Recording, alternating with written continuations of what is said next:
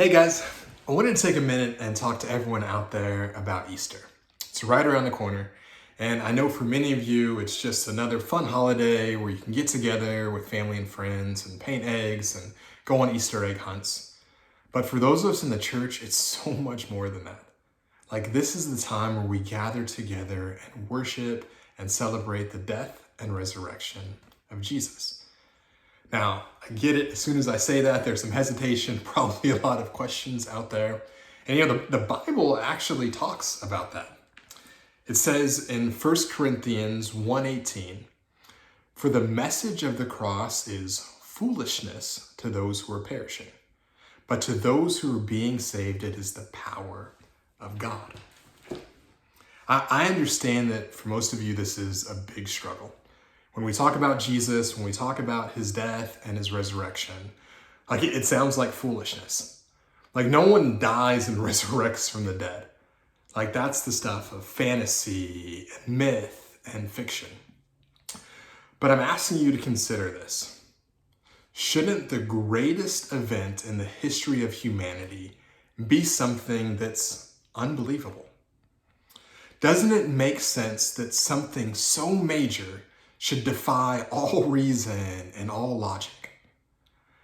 By now, I'm guessing pretty much the entire planet has seen the last Avenger movie, right? The Avengers Endgame, final movie in the Avengers series. And since it is the final movie, didn't you expect something unbelievable? Something epic, something that would blow your mind, something that would define reason and logic. And for those of you who've seen it, it didn't disappoint, right? So when you thought that all hope was lost, Ant-Man appears out of thin air in a time-traveling van. He gathers the remaining Avengers. They also travel back in time, search out all the Infinity Stones. They have this epic battle with Thanos, and when you think that they're going to be defeated, somehow, some way, they triumph.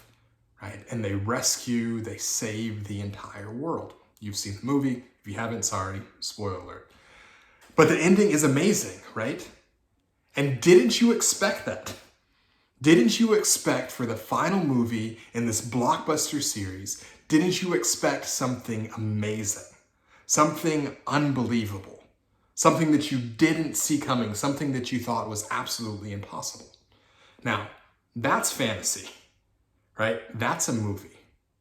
Guys, how much more should we expect the God of the universe to do something incredible, to do something unbelievable, to do something that defies all reason and logic to rescue humanity?